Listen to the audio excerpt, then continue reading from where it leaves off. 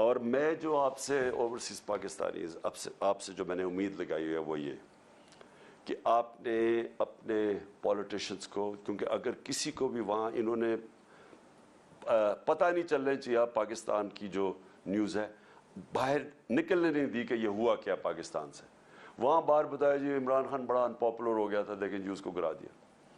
انہوں نے کوئی یہ نہیں بتا رہا کہ ہمارے پاس وہ جو میں نے اس کو ڈی کلاسیفائی کر کے وہ جو ڈاکیومنٹ ہے جو سائبر ہے، جو مراسلہ ہے، جو ہمارے ایمبیسڈر نے بھیجا، جو 2 دفعہ نیشنل سیکیورٹی کونسل کے سامنے پریزنٹ ہوا، جس کے اندر واضح یہ ساری چیزیں ایمبیسڈر نے خود کنفرم کیا کہ کس طرح کی دھمکی دی گئی تھی، اور پتہ تھا ان کو کہ نو کانفیڈنس موشن آ رہی ہے، اور ان کو اور اس کے اوپر دھمکی دی کہ اس کو کامیاب کرنا ہے.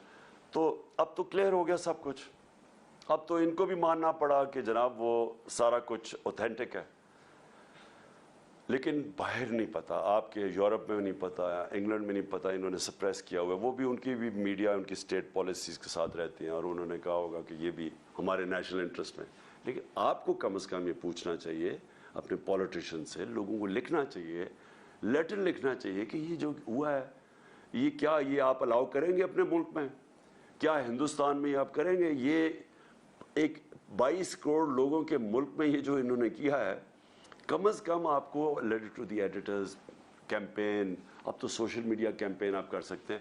آپ پلیز اس کے اندر ضرور شرکت کریں، کیونکہ وہاں آپ کی آواز اثر کرتی ہے، لوگوں کو افیکٹ کرتی ہے. لوگوں کو پتہ ہے جب ایک آپ پوری کیمپین چلاتے ہیں، اور میں کہہ رہا ہوں سوشل میڈیا پہ کیمپین چلائے، لیکن آواز ضرور اپارٹ فرام پروٹیسٹ جو آپ نے کیے ہیں یہ ضرور کریں.